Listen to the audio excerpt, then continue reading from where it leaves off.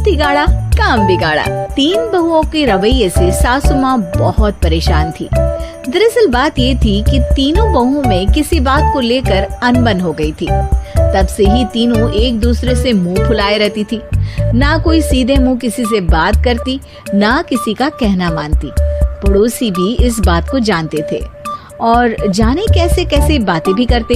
इसीलिए सासू माँ ने तीनों बहुओं को तुरंत अपने कमरे में बुलाया। मैं कई दिनों से देख रही हूँ, तुम तीनों अलग अलग सारे काम कर रही हो। ये सब नहीं चलेगा, तीनों को मिलकर ही काम करना पड़ेगा। सास की बात सुनकर एकदम से बड़ी बहू बोल उठती है। नहीं मम्मी जी, मैं इन दोनों के साथ कुछ नहीं कर सकती। मैं इस घर की बड़ी बहू हूँ, फिर भी ये मेरा कहना बिल्कुल भी नहीं मानती। अरे जेठानी जी, जानबूझकर मुझे डबल काम करवाती है आप। और छोटी मुझसे टेढ़े मुंह ही बात करती है।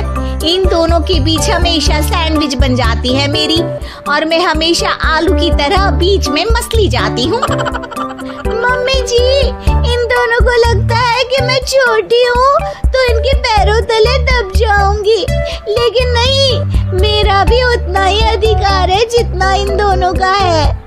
बड़ी आई दोनों मेरी चुगली करने के लिए, मुझे क्या कम समझ रखा है। तीनों बहू एक दूसरे से बहस करने लगती है और सास दोबारा ये देखकर टेंशन में आ जाती है और सबसे कहती है, चुप हो जाओ, अब से तुम तीनों सारे काम एक साथ करोगी।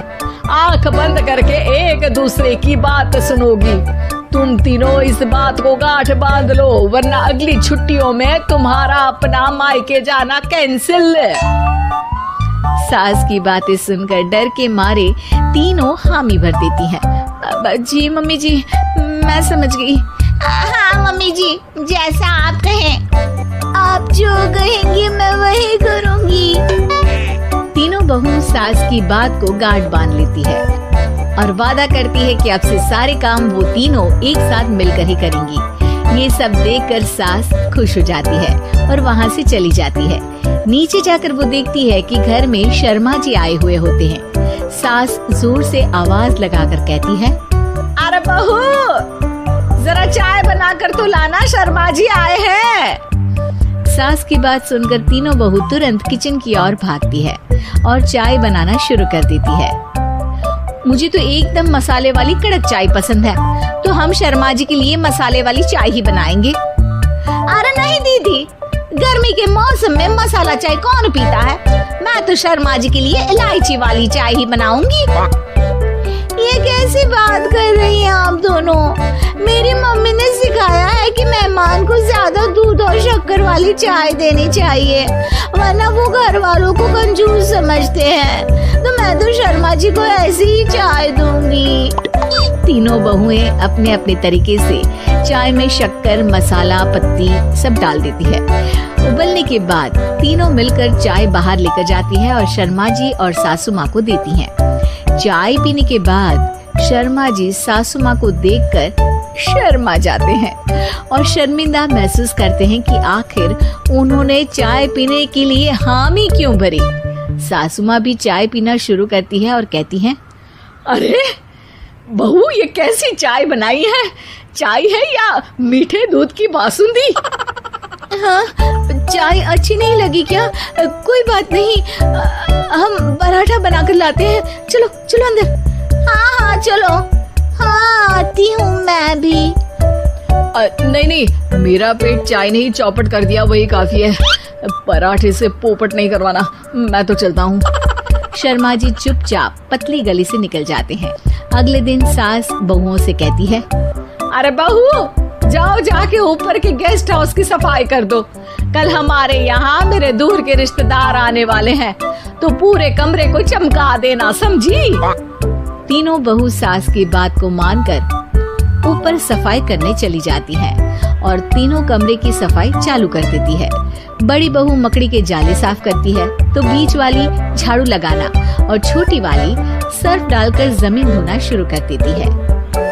अरे दीदी, जेठानी जी, अभी मैंने पूरी फर्श धोई और आप फिर से धूल नीचे गिरा रही हैं।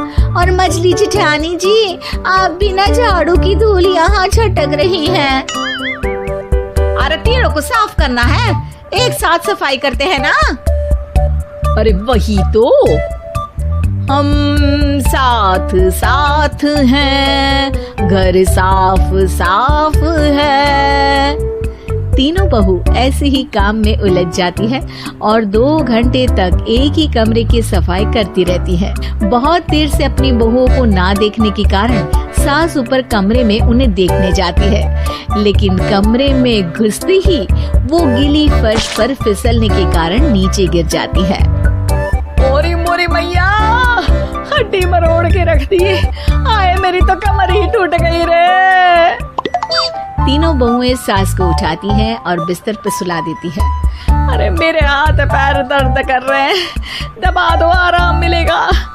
हाँ जी माँ जी। अरे जी माँ जी, जी माँ जी। और तीनों बहुएं एक साथ सास के हाथ को दबाना शुरू कर देती हैं। माँ की तो चीख ही निकल जाती है और नतीजा ये होता है कि सास के बचे हुए शरीर में भी दर्द उठ जाता है। हाय राम, ये क्या कर दिया तुम तीनों ने। अरे मेरी तो किस्मत ही फूटी है कि तुम जैसी बहुएं मुझे मिली। हे भगवान, पूरे शरीर में दर्द बढ़ गया है। अब तो पता नहीं कि चल भी पाऊंगी या नहीं। माफ करो, मुझे गलती हो गई मुझसे कि तुम तीनों को एक साथ काम करने के लिए बोला। सोचा था तीनों मिलके अच्छे से काम करेगी, लेकिन बड़े बुजुर्ग सही कहते थे कि 3 तिगाड़ा काम बिगाड़ा। तुम लोगों ने ये बात ना आज साबित करके दिखा दी। तुम तीनों को तो समझाना यानी मानो भैंस के आगे बीन बजाना है। तुम्हें अकेले अकेले काम करना है ना, तो अब से तुम अकेले ही अपना अपना काम करो। तीनों बहुएं वहाँ से जाने लगती है। अरे कहाँ जा रही हो? आप ही ने तो कहा कि अपना अपना काम करो, तो मुझे मुल्तानी मिट्टी लगानी है। अरे मुझे भी तो नेल पॉलिश लगानी है, मुझे ना मेहंदी लगानी है।